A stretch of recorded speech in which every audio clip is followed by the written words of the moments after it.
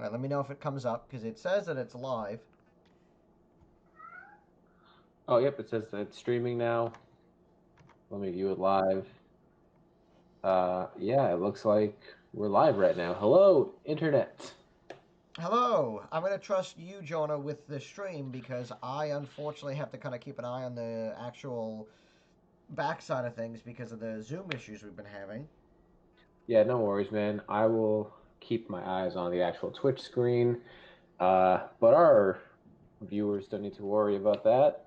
Hello, kind citizens, and welcome to World Salad, your bi-weekly world building RPG show. Yep, Jonah, I know it's been a while since you've been on, but what have you been up to? How things been going with you? It's been a hot minute. I mean, boring answer. Work's been kind of crazy lately, but that's just how it is. On more fun topics, I've kind of been experiencing almost a renaissance in my RPG hobby. Like my normal group is, we're sticking to a every 2 week schedule, which is actually exciting. So we're getting to play. I'm starting playing in another game tomorrow night with some friends from high school, so that's always going to be fun. Knowing those guys, we're only going to get like a handful of sessions in, but still, like I'm happy to play again. Yeah, no, it's cool that you're able to start it back up again. It's always hard to when you don't know exactly what's going to happen.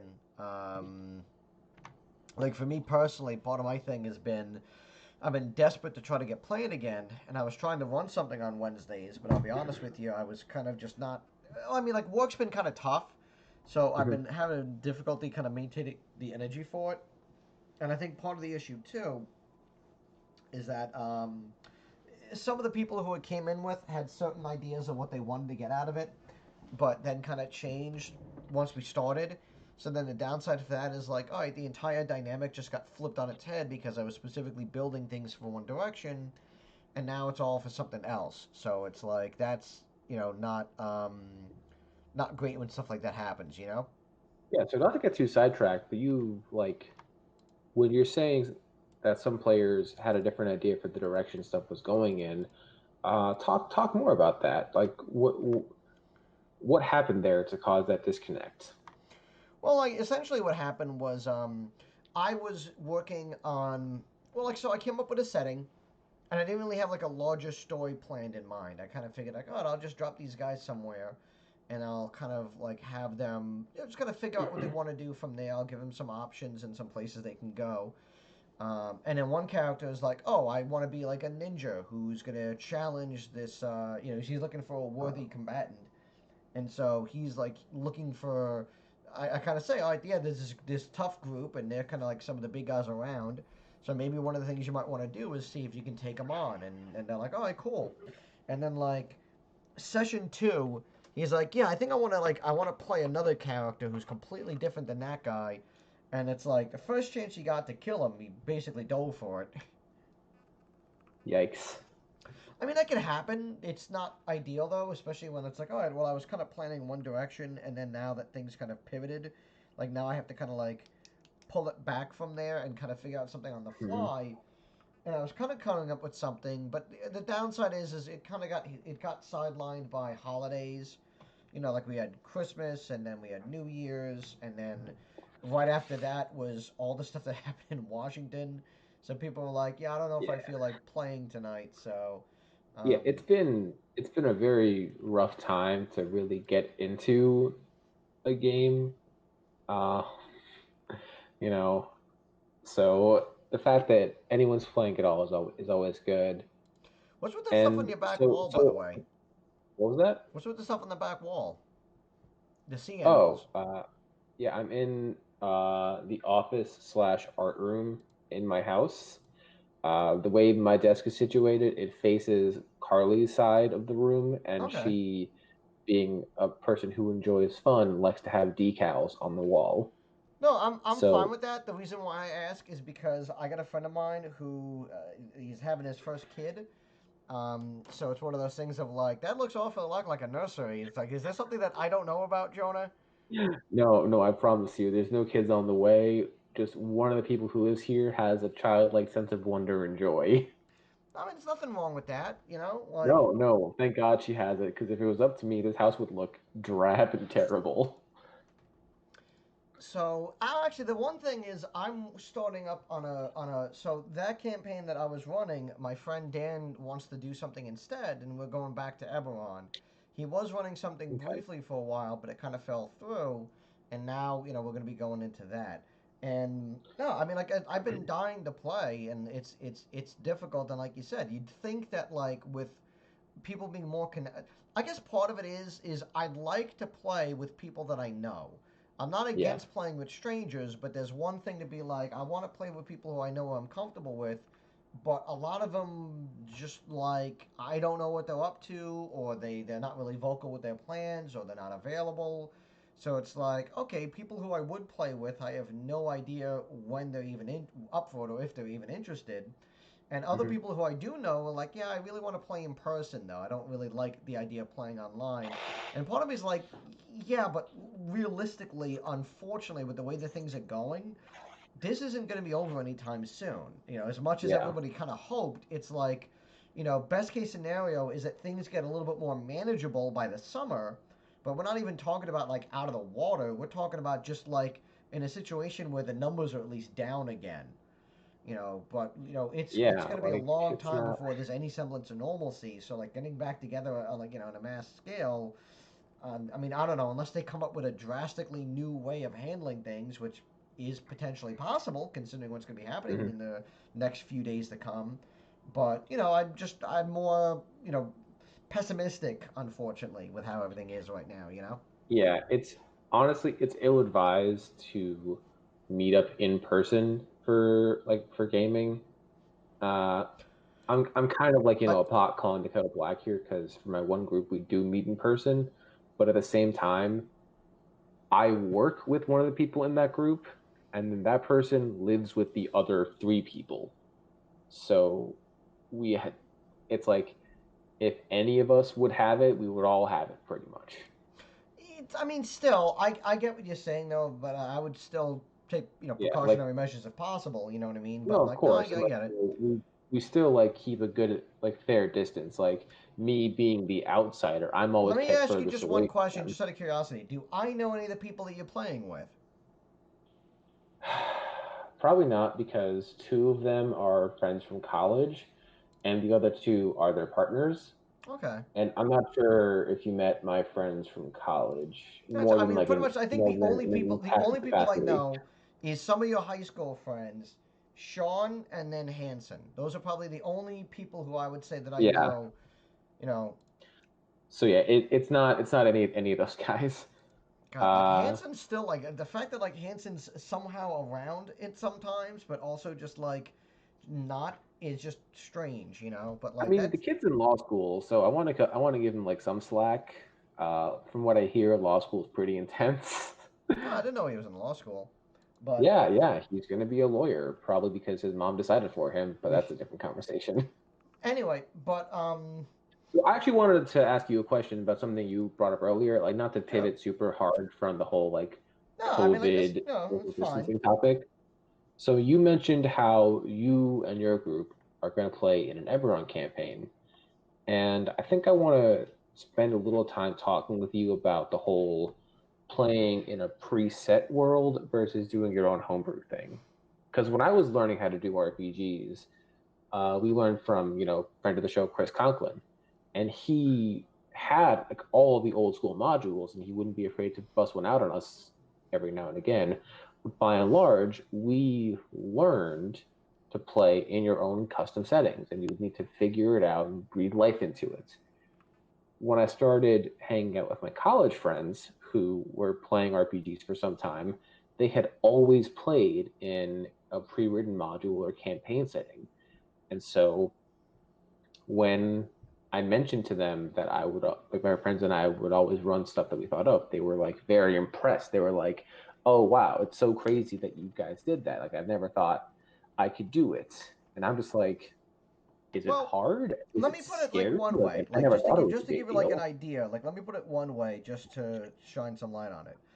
It's going to Sure. be in the Eberron world or the Eberron setting. It's not necessarily an Eberron like campaign. What I mean Right. by that is like it's not a situation where oh, we're gonna follow a specific module in core adventures. Like, no, I want to use the idea of Eberron where monstrous races are a lot more common. Um, you got steampunk and technology and stuff like that, so it's a little bit more of like a more, Mhm. modern setting for D&D, but it's not entirely like all. Like it's basically just a slightly variation on the fantasy idea. It's almost like Eberron is the Yeah. closest thing to what we had been working on.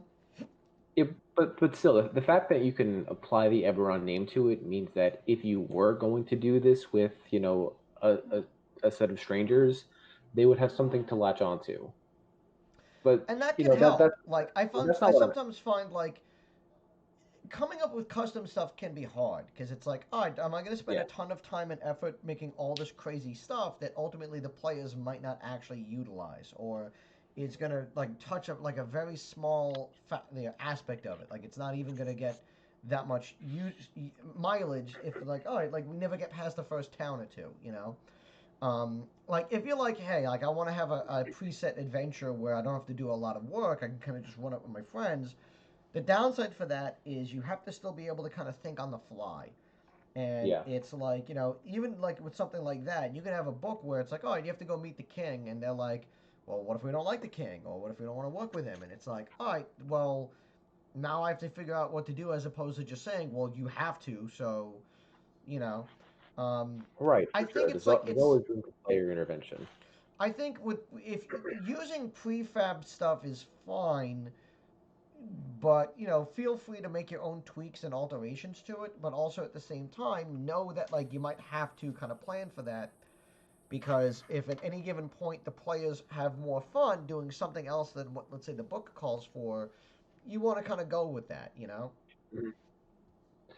That makes sense to me. I think my biggest trouble with playing in a preset world has been the fact that I'm very lazy when it comes to learning about the world, and I've always felt like I shouldn't set my game in a place that I don't know about. I get Because to what you give you mean. an example, like a couple years back, when Dragon Age, the game was like finally Hmm. being released in a full book, I knew some people that were very very interested in playing it because they had played all the video games, they loved the setting, and they wanted to basically live out one of them in a tabletop. And I volunteered to run it, but I didn't do my due diligence to learn the setting, and so when I first started, they just kept poking holes in my descriptions, like, oh, they wouldn't be there, that's not right. And Like that's have you that's ever difficult. experienced That's that? difficult when you have people who actually know the setting you're talking about. Like that can be hard. Like, but if it's more one of those Yeah, things of like, oh, we like this game, and it's like, oh, and I'm gonna make my own little tweaked version of it that's different. yeah. And I think like yeah, like for example, I bought Rhyme of the Frost Maiden, like the last big campaign book that came out, because I'm like, oh, that looks cool, and I think I might want to give it a shot. And I'm reading it, I'm like, this is just a lot. Like this is just like a lot just to learn, and I don't even know if they even gonna like like I said, like do any of this stuff, or if I even want to use this whole cloth. Hmm. um, so it can be difficult. So it's like, but like you kind of should or you need to. Some of the things I'm also guilty of myself is I kind of like play with my own way of not like interpreting, but like handling the rules. Not realizing there's a lot of stuff in Tasha's and Xanathar's and the DMG guide that covers a lot of the stuff for you, so you don't have to think it up on your own. But instead, I often like, Yeah. oh, like I need to figure out this, I need to figure out that. Oh, that actually the DMG does a good job of doing that for you. I just don't have the time to sit and read and learn a book. But like, if you're gonna really DM something and you want to do a really good job, you probably should at least familiarize yourself with what tools the book provides for you. Yeah, again, not to veer off too much, but that's why I've tended to shy away from running 5e games or even like D&D games in general, just because it feels like there's always a rule for something and I don't have the book that has it. That way, worst case Whereas, scenario though, there's no harm in just coming up with a rule on your own of like, how did yeah, something why not? happen? All right, I'll determine it myself, or I'll figure it out, and then boom, there you go. You know. Yeah, but like I don't know. So I run an into the odd game for my college friends, and the game is like it's a pamphlet. I wish I had the rulebook on me right now, And I but think you it's told me there's, about it before. there's like nothing to it. And essentially, if the characters want to do something in a game that is, interesting and has consequence, it really just comes down to, okay, make a roll equal to or less than the relevant stats. Like, whereas I feel like in D&D or Pathfinder or whatever your favorite T20 game is or similar game, whenever a player wants to do something, there's definitely a rule for it, and it's a lot to ask of the DM to be able to readily recall that. And I've had enough experience with players where if you make a ruling and it contradicts an actual rule and they find out about it later, they get a little, salty about it. They get a little miffed. It depends on like some people. It depends on the player. Like I thankfully don't play with too many people who are super rules lawyers, but I mean I know people who are, and that can be Yeah. difficult. Of like, oh, like it doesn't work that way. It's like, but that's not what the book says. It's like, well, like I'm making a call. Like I'm making a call on the spot, and it's like if the book has a rule, and if the rule is a little bit differently, like that's maybe that's up to interpretation, or that's maybe how we might want to handle things. But like based on what you're telling me, here's what I think would be a fair way to handle it, and let's go from there. Because there's a lot of times where I mean, we had this conversation maybe off the show about Tasha's and people Yeah. who are looking into. Here's a great example to kind of bring it back to the idea of world building, because because we're kind of talking a lot of general stuff, but still on the general topic. Um, Yeah. so Dan, like I said, was doing an Eberron game, and one of the things he was like is like, let's do monstrous races, and is like, come up with some fun and cool and fantastic ideas. And of course, everybody starts coming up with their own stuff, and one of the things that I'm doing is trying to come up with stuff that aren't traditional monsters, or at least, things that aren't in the book. And he's like, I don't know, like, like. Because here's the thing, Tasha's says like, all right, you can have your custom lineage, where all you do is you basically have a +2 modifier to one of your stats, you Okay. choose either a feat or something else, or skill proficiencies or whatever. So at first I was like, oh, well, maybe I want to be like I was like, maybe I want to be like an armadillo guy, because I like the idea of like just like a guy who has his own natural armor that's his skin. And he's digging around, That's and, pretty and Dan was cool. like, John, the problem with that is that now I have to come up with armor like this race of people's place in the world that didn't exist before, and how they interact with people, and like what they're viewed upon, and all this and all that, and that's a lot of extra work for me to have to come up with. And it's like honestly, I It is. really Yeah. don't know if I want to do that. And then I was thinking more towards like Formian, well, so basically like I had a couple of kernel of ideas in my head of like what I want to do and what I want to play as. The actual first thing I thought of, which kind of got vetoed down, but you might get a kick out of this, was I wanted to make a god who was so like let's just say poorly revered, not in the sense of like an opinion, but like a lot of his followers kind of died off, so there's only like maybe a Okay. handful of people keeping it around. That's the only reason why it is able to manifest a physical form. But I was thinking about like it's a paladin, but it worships itself, and it's all about like self-actualization of like, no, you could do this, people love you and respect you, and you're strong and you're wise and you were great. John, you made an anime character. And it's like no, it's like but yeah, meanwhile it was just like it was like a moss that was stuck onto like an earth elemental. It was like an earth elemental with like a piece of moss stuck in its stomach that was alive. There was a god that was just like no, like I can do this. I can win. And Dan's like, one, the gods aren't going to be super around in this world, and two, like that could be a bit much. Because I was thinking, like, what if he's like jealous at other gods who got better and more accolades? So he like even if he's meeting like, other lesser deities, he's always kind of like making like snips at them, of like, Yeah. oh, how many follow like one of his followers died, but like, but like converted at the last moment to a different god, so he didn't even get to like. He's like, oh, like I just. So when that fell through, then I was thinking about the armadillo guy, and then when that fell through, I was like, okay, you know what? Then I want to do a guy who's like part of like a monstrous union. Like it's a bunch of Okay. workers. They all are like banded together for like workers' rights and stuff like that. And he's like, first I was thinking of Formian because they're like ants and they have a hive mind. And he's like, I don't know if that's gonna work out. So I'm like, oh, let's go with Goblin. Let's just go Goblin. It's easy, straight up. We'll go with that. So now I have a Goblin monk whose his path is path of the astral self. So it's all like these like using your mind to make like psychic limbs and stuff like that, or not necessarily like psychic, but like Okay. force limbs or whatever.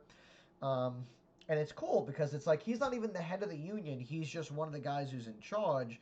And we're coming up with like ways of like expanding it. So I'm like, okay, so I'm thinking like maybe maybe he's maybe they're part of like a large collective family, and the union has like like certain members who, just the way that the thing works out, like he's not in charge, but everybody kind of looks up to him as if he is, but that means that he has to kind of still guide the leadership and we kind of point him in the right direction. And for the most part, like Dan's like, oh yeah, that's kind of working. We're kind of liking the idea, and we're feeding off of that. And I'm coming up with other stuff. And I think what I settled on was it's his nephew. His brother was the head of the union. His son, his nephew. Okay, my character's brother was the former head of the union. He died in an accident, which could be an accident or not. Like, and that's the fun thing is it could entirely be just something that was natural, but like everybody thinks it was something else. Yeah. And the thing of it was is because of the way that it worked out, his nephew ended up getting the position, and a lot of people like his nephew and they do respect him, but he's still very green and figuratively and literally, and he's trying to like learn as much as he can, but because he's also like very much trying to get like respect and do what's best for the union as a whole, he might be more susceptible to kind of like listen to bad people and like kind of fall into like more criminal elements that are more common in the world. So my character kind of has to keep him out of trouble and keep him on the right path to make sure that things don't go south for him. Yeah. And so when Dan, getting back to, it took a long way to get there, but getting back to what I was trying to get at in the initial point, Dan's like, all right, you guys can have some cool stuff. Like, I'm going to give you guys a bunch of stuff. It could be artifacts, it could be weapons, it could be like, I want to give you guys some magical stuff because we're starting at level 5. So he's like, at level Okay. 5, you should have a handful of things you have. And like, one of the things you have could be sidekicks. So I'm like, well, I don't want to necessarily just come up with stuff and then say, all right, Dan, here's more characters for you to roleplay as. But last night we were playing, a couple of video games, and we were kind of kicking out some ideas back and forth.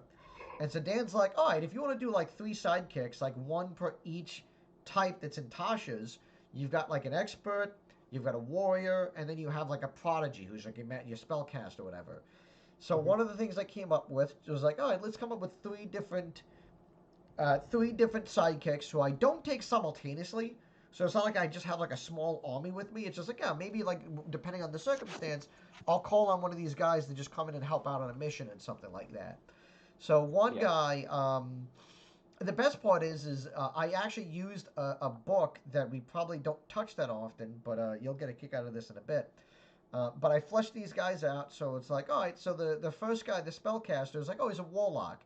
And at first I was like, oh, it'd be kind of cool if he was like dedicated not to like a deity, but just more like the general idea of workplace safety. Like he was like, he was just a big fan of like regulation. But Dan's like, nah, Dan's like, what if he's like part of a group of people who all made a pact? Like, maybe it was just one of those things where like, oh, we need a whole bunch of dudes, and he kind of just got grabbed in, and it's like, all right, your soul is now bound into this creature, and like now it gives you power, but it will claim your soul when you die. Hmm. And because it's in a union, like this is me prior to them unionizing. Now that it's in a union, this character, it's the only one out of the whole other pact group that's still alive because it has like a safety helmet and a harness and all that stuff. So like, there's been all kinds of stuff that's happened that's been bad, but he's managed to survive through just general workplace safety, and the pact creature can't stand it because it's like I have to honor the agreement of empowering you, but I want your soul, and I can't do that if you're still alive. So he's both really energetic, really helpful, but also super paranoid because at any given point something could be trying to kill him, so that he can, so his soul will go back to the pack creature. Um, I used the good evil and neutral traits from Secret Fire to actually give him like the different stuff.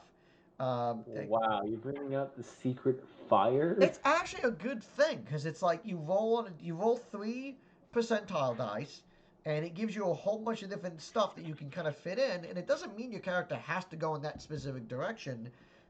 Yeah, but it It's just gives an them aspect branching of it. off points. Yeah, the great thing is, so we're Real, talking about how John, this John, dude. just Oh, go ahead. time out, real quick. Would you care to explain to the people at home what the secret fire is? Yeah, so we have a Because friend. Yeah. I don't think it's a household name. Well, I've been talking for a while. Why don't you do it? Okay, so the Secret Fire is a role-playing game system written by another friend of the show. Oh, I forget his last name. George Strait. George Strait, wonderful guy, big shot Hollywood guy. There's no way he watches this, but yeah, it's a new school like D&D clone with a lot of old school principles applied to it. You know, it's got this extra currency to it called energy points, which allow you to do more things in a scene or like manipulate your roles and stuff. But you get energy points by playing your character and like doing what's right by them.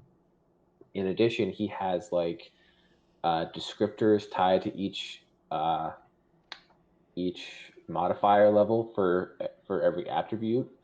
So, and you're meant to, you know, use those descriptions when you're saying what your character does instead of just saying like, okay, I hit him with my +2 strength. It's like, I use my muscular strength to overwhelm the beast, or you know, something fun like that.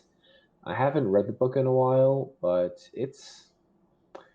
it was unfortunately it came out right when D&D clones were flooding the market, and it being published pretty much locally to Long Island. I don't think it had much of a chance to get out there. It also came But out before 5E kind of reinvigorated everything. yeah, there was a So nice. it was in that glut where, let's say, everything kind of other stuff started flocking up because fourth edition was just so not bad, but just a wide departure from what everybody wanted, so that people were going into other stuff, but at the same time, nothing was really sticking 100%. So Mhm. it had some really cool ideas, but yeah, the downside was is that like it just had no it was no very unlikely to get mass appeal. Yeah, I think also, oh, you know, a lot of people. I hate to say it, but they almost take for granted how big RPGs are as a hobby right now. But back in 2013, when George wrote The Secret Fire, or rather when I received my copy, it was a much smaller community. Like 5e and stuff like Critical Role really reinvigorated D&D and role playing and brought it to the mainstream. So yeah, Yeah, it's got if some you like imagine, it's basically like a role playing game written by like an art major, not a like an English major. So I think like if he had if he had actually waited and did like a 5e supplement of taking a lot of his ideas and saying like, oh, here's some cool stuff to expand upon your 5e game, I think actually could have done pretty well, you know. Um, yeah, I think it but just comes down to bad timing because again, he released it basically right before 5e came along. Not that anyone could have possibly predicted what 5e did, but by the time it was in full swing, he was probably working on other projects that were significantly more lucrative. well, I'm just curious when did fifth edition come out? Uh, I'm trying to look it up there I want to myself say really 20. quick. I want to say like the summer of 2014. Hold on, D&D 5e. So I try to pull it up really quick just because I'm Uh, curious. the Player's Handbook was August 19th, 2014. Fifth edition Monster Manual, September 30th, 2014. So 2000, so D yeah, about a year or two later. Like he was about a year or so too early to the too early to the party. Um, but anyway, getting back to what I was saying. So yeah, I came up with this character and like I came up with these fun things and whatnot. And when I rolled up his attributes, it was like he was helpful. No, in fact, hold on. I have it in an email. I feel like I have to pull up these traits because I have to share them with you because it was just it nailed the character perfectly. Yeah, Like when please, please it do. works amazingly. Um, so okay, yeah. So the guy's name was Milford. He is a goblin. He's, his soul was claimed as part of a group pact. He is alone, a sole survivor, thanks entirely to OSHA safety regulations. I read there. I love the implication that OSHA is a concept that exists in this setting. I have to. Okay, he's energetic. Oh, but here's the great thing. All right, so check this out. He's energetic. He's an atheist. And he's a backstabber. And so the way that all kind Okay. of works together in our head is that like, okay, he's energetic because he's managed to stay alive despite everything that's happened. He's an atheist because if something so terrible like what happened could happen to him, truly there is no just and loving God that, is watching Yeah, over people. And he's backstabbing in the sense of like, well, like, if people are going to try to get me, I got to get them first. So I think it was naturally. just like something of like, like not, but not like in an evil way. Like, it's not like he's going to betray the group, but the way I thought of it was like, it came to me perfectly. It was like Millhouse. Like, oh, we knocked this tree branch over so we can get across the ravine. Oh, quick, Millhouse, the branch fell over. Throw another one over. Oh, no, there's not enough time. I'll get myself to safety. You know? Or, like, Zap Brannigan or something like that. I think the best thing I said last night was just like, they were like, oh, no, like, he'll never betray us. He's like, no, like, you would do this to me. You would totally stab me in the back. Like, no, he wouldn't. He's like, well, prove me wrong. And he does it. So it's like, you can't be mad at him because it's like, if you do, then you prove him right. So. Oh my god. But then the other one, Yeah. yeah. So that was the Warlock, quote unquote, and then the other one was I basically made Scruffy from Futurama. I made the expert. It's just like his traits came out to being humble, conservative, and unfriendly. And all it That's was is that that's like Scruffy to a T. Yeah. he doesn't have a good high charisma, but he's very dexterous and he's very intelligent. So it's just like he's not good at a lot of things, and he's very like gruff, but like he's good. So like he's like a truck driver. So I literally gave him land vehicle proficiency because it'd be great to just have a dude who's like, all right, I'm gonna get you the way you need to go, and it's like, well, what are you doing? Other no, don't talk to me. Like It's like, so I'm what do not you do looking for between friends. adventures? I sit on the wagon and Yeah. I just hang out. I mean, if you don't come back, like I won't miss you. I mean, no. I mean, it's not. I'll miss working with you, but not because I'll miss you as a person. I'll just miss having. I'll have to learn new names. So, um, Yeah, and then the yeah. absolute best, the best was, I was like, okay, I want to do something that's not a goblin because I think it'd just be fun to have something that's not a goblin in the Union. Just really like just an unusual variant or something like that. And we're going back and forth, and like I'm throwing out like like not class monster ideas because the way that sidekicks work is a sidekick can be anything as long as it has a challenge rating of one half or less. So Okay. usually you would go with like a human or something like that. But if you wanted to go with a different race, you technically could. So we're flipping through the book Yeah. and we're flipping through the book. And we're trying to find something that works. And at first I was like, well, I kind of like the idea of like a sentient sword. Like the Union just so happens to have like a mystical artifact that like joined it, but begrudgingly. And it's like it's part of there. But he's like, nah, because one of our friends is going with like a warrior who has like a sentient weapon, so he's like, I don't want to have to deal with two sentient weapons at the same time. Like, that might be a bit too much. So then we're flipping around. I'm like, oh, here's something cool. Skeletons. Skeletons have a challenge rating of one fourth. So it's like, all right. So it's like, we're kind of kicking the idea back. And without going into the details, here's what we settled on. Because of the way that Eberron happens, there's this giant, huge zone where the biggest city was, which just exploded. So nobody knows what happened. It was just this crazy explosion, and now there's a zone where nobody could live. A bunch of the Warforged went there because they technically aren't alive, so whatever kills off living things isn't there. And we're like, Hmm. oh, well, what if this skeleton just wanted out of there? And like, I was like, oh, it'd be kind of cool if he was like a mishmash of different skeletons. So like he could still be like a humanoid, but like he could have like one long like on arm longer than the others and stuff like that. And Dan's Yeah. like, all right, like what we'll do is he's a collective of bones, but one conscious, like a new consciousness. Like it's not like he has amnesia, or it's not like it's not like he has multiple people at the same time. No, he like just legit is this new creature that doesn't know where he came from, but is only caring about like going forward. And he's like a brick house because he's got a crazy high strength. And with the warrior, you get some pretty cool stuff. Like right off the bat, like you can get like a +2 bonus just to straight up attacks and stuff like that. So Oh like wow. he hits really hard. And then when I went with the Secret Fire stuff, what I ended up getting was somebody who was diplomatic, logical, and power hungry. So the angle that I figured up is pretty much like he he doesn't have any like as a skeleton he has like no charisma, which makes sense because Naturally. people are terrified of him, whatever. So like he takes everything in a very smart and precise manner, but because the union like and because like they were exhausted and like they like no let me rephrase that. Skeletons can't get tired. They don't need sleep. They don't need food. So what probably happened was he might have been like conscripted to do work for something else until the union's like, no, like you deserve fair share. You deserve to be treated right. You deserve to be valued as a worker.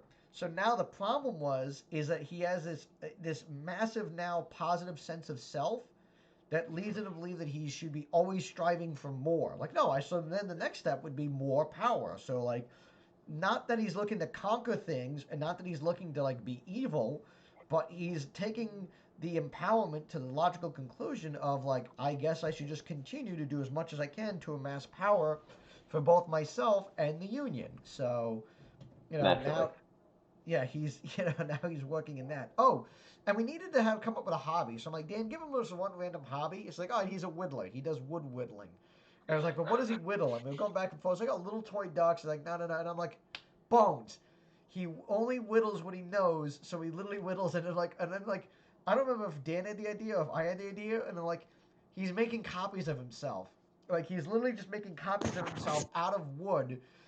And the thing is like people constantly get it confused because like they keep thinking it's him, not realizing that it's not. So like one of them will come to life. Oh hey, and I'm like ah, but also like that's also why his charisma is not that great because he's just having circular conversations with himself because all he keeps doing is practicing on the wooden skeletons.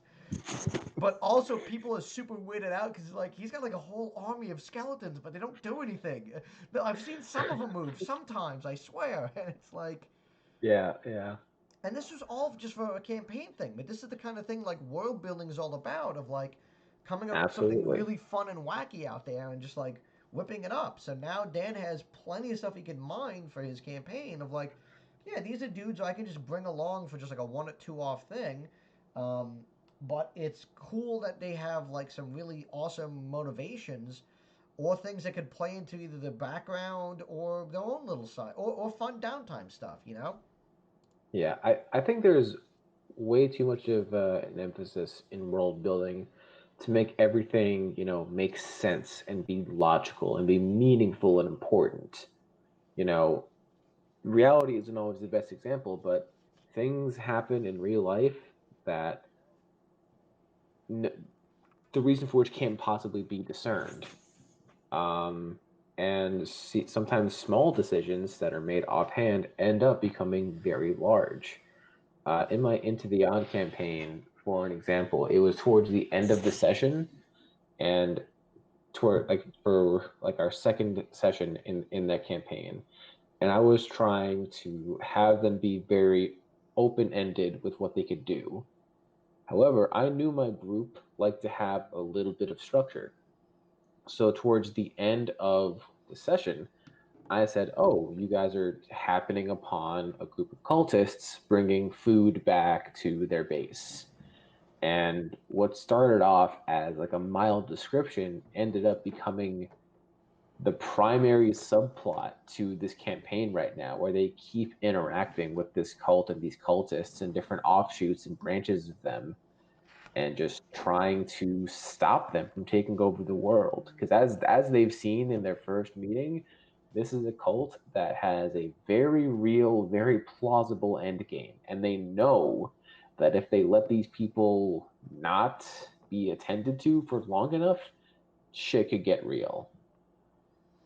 Right. And I think like the thing about world building, and even if you like, best way to describe it is like this: you don't have to go crazy coming up with all kinds of stuff that again your characters might not deal with. You always might want to like let them kind of give you stuff to grow and advance off of Mhm. that can either go in and along with your own ideas, or at least is like a good use of taking what they came up with and making them think it was part of the master plan the whole time.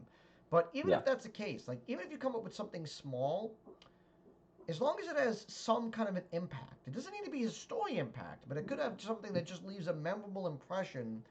That's going to be something your characters take away with for a very long time. So, like, if you just whip up an NPC who is just there just to kind of take up a scene or two, and then maybe if the players come back and they see that NPC again, or that NPC shows up somewhere further on the line, like, that's going to stick around.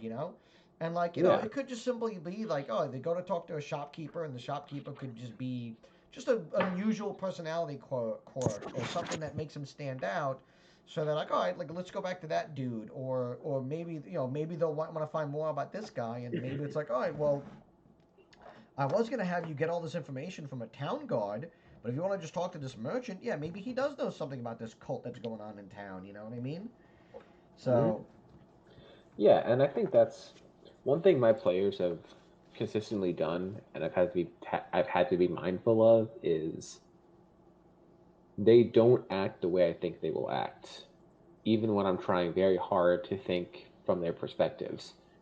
So I've had to be very ready and willing to change details on the fly and move things around to just like better suit what they're actually doing. Like we had one session, like 2 sessions ago, where they basically began the the session in the middle of town. They were enemy. They were public enemies, and they were about to get attacked. I thought, okay, they might stick around, see what's up, and try to save their hides. Um, but no, they immediately find a way to disengage and escape, and they're like, okay, we're just gonna ignore that for a while. And within the fiction of the world, I had to move around certain events because I wanted to make sure that the next time they interacted uh with that place again, something specific was going on and happening to kind of drive them forward again. so you kind of had to like do some little bit of extra, like almost unfortunately the opposite problem. Well, not opposite problem, like the opposite situation where because they did something that was not what you were anticipating, something that you wanted to happen, you had to kind of drastically change, and as a result, like it no longer, no, it could have had repercussions, and now you have to come up with other stuff for Yeah, stuff that you might have already had yeah. planned out. It basically ended up being a filler session as far as like advancing the main plot is concerned, and yet at the same time, because they took that hard left turn in the beginning, they were able to explore the world on their terms for a good amount of time.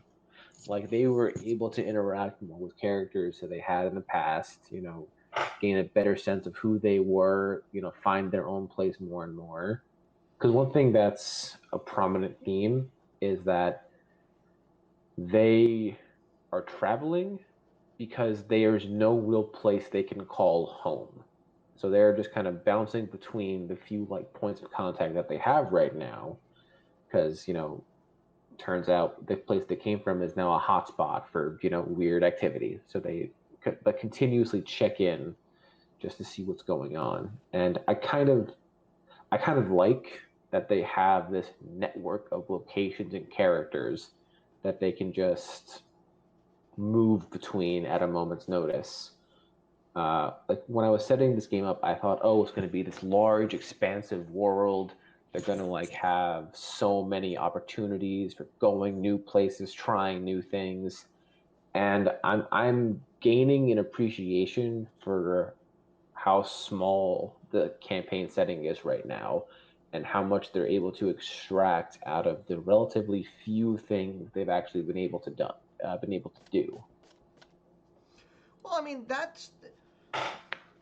I think like another way to look at it this way is to maybe look to see what people are trying to get out of role playing. And I've been listening to a lot of Mhm. videos. I've been watching a lot of like Brendan Lee Mulligan with Dimension 20, and Oh my God, love Dimension 20. Love yeah, Brendan Lee Mulligan. yeah, He's a he's fantastic great. And DM. also like he recently interviewed Griffin McElroy, and some of his stuff that he does pretty good.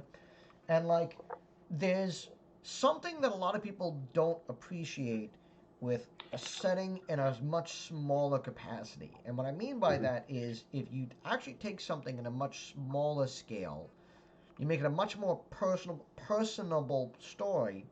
No, personal. I don't know, personable. Blah.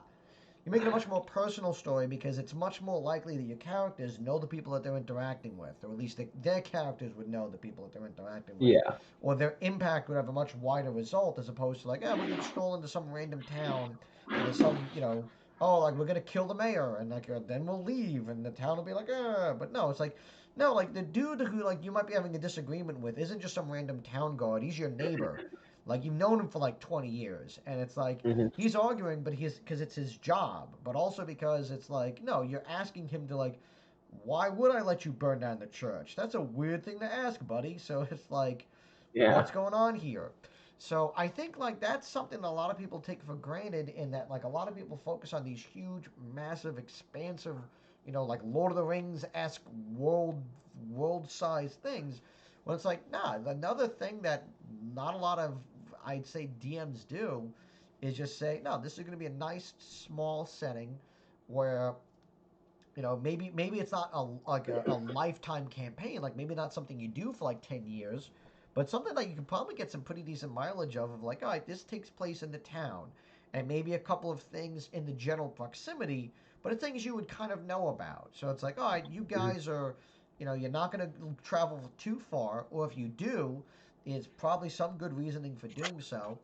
I had the when I was at the store, the last campaign I was doing, it was, I had created this larger world, with a couple of the other DMs. It was a shared space kind of thing. And I kind of took a little region and I kind of set it upon these smaller locales. So much so that the adventure primarily took place in two distinctive points, one town and then another town. So when the party was typically traveling between one to the other, or maybe the surrounding area, it was always something in connection with one of those two locations. It was very rarely that they ended up going somewhere different, and they didn't really go to too many other towns that wasn't just these two. So it was like, all right, this isn't maybe a huge, continent spanning thing, but just something in a much smaller region where there's a lot more, intrigue and stuff like that going on that the players got a lot of good story beats out of. Yeah. And I think to your point, one thing that I'm doing in this campaign to really shift my own perception of it is while there is still going to be that element of traveling the world, I'm not going to worry about the small details in between getting to their destination, you know? I think when you're not trying to do a heavy simulationist game, you can just kind of skip to the interesting parts and just say, like, yes, it takes X length of time just to make it feel like it's real, but you don't need to worry about resource tracking. You don't need to worry about like all the small like little ways you got lost. We can just say, okay, here's the next thing that you'll be facing that I think is meaningful and cool and may help for this the story the way I intend. It may not do that. It may do something different, entirely different. But here's something cool and fun that everyone can now do. And again, like the travel they're going to be doing now is more meaningful, not just, oh, we're going to scour the earth in search of some relics and artifacts. It's okay, we know where we're going. Let's get to the important parts in that trek. So, like, I'm looking forward to when Dan starts running his thing on Wednesday. Like, I'm really kind of excited for where we're gonna go with that because I've kind of mentioned like he's like you're gonna probably go on missions. It's probably gonna be a lot more focused on what your character does and who they interact with and stuff like that. But I because I'm focusing a lot of my character's motivations on a much more central, smaller area to kind of deal with. I'm just kind of curious where his story is going to go. So Yeah. And I I think just an important question there that's like again often left unsaid is how much of the story is going to be affected by the actions the players take. I've never played in a game like this, but I've heard of stuff where, you know, the game is on rails, and while the players have a limited amount of freedom, they're still following the path the DM set for them. And while I'm sure that can be fun, it sounds a lot less appealing to me than the DM just setting up something and the players kind of deciding what to go from there. Like again, in my game, I have my idea of what I want the key events to be. So maybe I am kind of railroading them, but I'm very much letting them decide the pacing, the flow, the things that matter in between all those like important beats. And like you said, it makes them feel like their decisions really matter. right. All right. Um. Now let me ask you the one last question because we just have a few minutes left. The one that you're going to start playing in, what are you looking to get out of that, or what would you really like to come about from that one? So I'll be honest, for this one, I am more looking to just reconnect with some older friends and have an excuse every week to hang out with them. Less the Like, actual role playing side of things. yeah, like I know these people well enough to know that I'm gonna have fun regardless of whatever the content is or whatever the people play. Like I have a lot of implicit trust in the DM to do his job and for my fellow players to do their jobs. So whatever happens, I'm gonna have a good time. I just want to, see these friends again. All right. Yeah, not the answer you're probably expecting, but like, I'm not gonna, BS you or try to make my intentions unclear. Like, and I think that's important too. Like, not every game needs to be this big exploration in storytelling or world building or character development. Sometimes this hobby is just about having an excuse to see friends every week, 2 weeks, however often you meet. No, I think that's actually a very good point, and that a lot of things that people forget, or at least because for a lot of people who might get into it, they might not get into it with friends. They might be getting into it because they like the idea of the hobby, um, and hopefully they make friends by doing so, or at least they make connections with people. But yeah, some one aspect of it is the game by its very nature is a social thing. Yeah, So I, because I like had a little, like hiccup things. I wasn't trying to be like a dramatic pause. So no, like sometimes it's just a matter of like doing what you enjoy with people you like to spend time with and just having a good time. Um, yeah. And like again, it's not that I don't enjoy hanging out with my friends in the other game. It's just that in that game, because I'm running it and because of like the makeup of that group, I much more look forward to how the events within the game play out versus like getting to connect with these people. right, right. And Yeah. I think it comes down to understanding what your expectation is for each game every time you sit down, and what everyone else's expectation is too. All right. Well, in terms of let's say next time, because we're just got a couple more minutes left to go. Um, I did spend a little bit of more time writing on a novel, or at least putting some effort into it. But I'll be honest with you, it's like it was very difficult to do so. I had to kind of like force myself into it because Yeah, it's kind of like a homework assignment.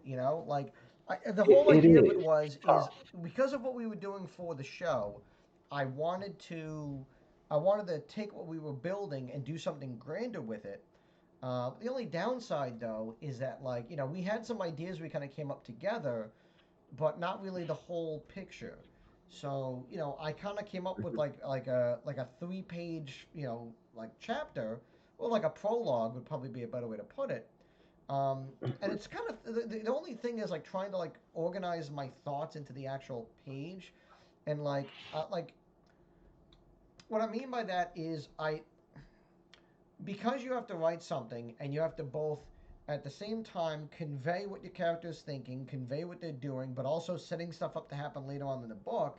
You don't also want to lay everything all out at once either, because then it's like, well, you just spent in a single paragraph what might end up, like being, four or five things down the line that now don't need to happen because you just spelled them all out right there. But you Yeah, also don't want to you don't want to be writing unnecessary words either, because you want to have something that's wordy just for the sense of being wordy too. So it's agreed. trying to find like a good balance of like, all right, like let me delete, delete, delete, retype, retype, retype of like, how's a way to convey how somebody is feeling, what they're trying to do without flat out just stating what they're trying to do, and just get their emotions across. And yeah, I think I have some good ideas.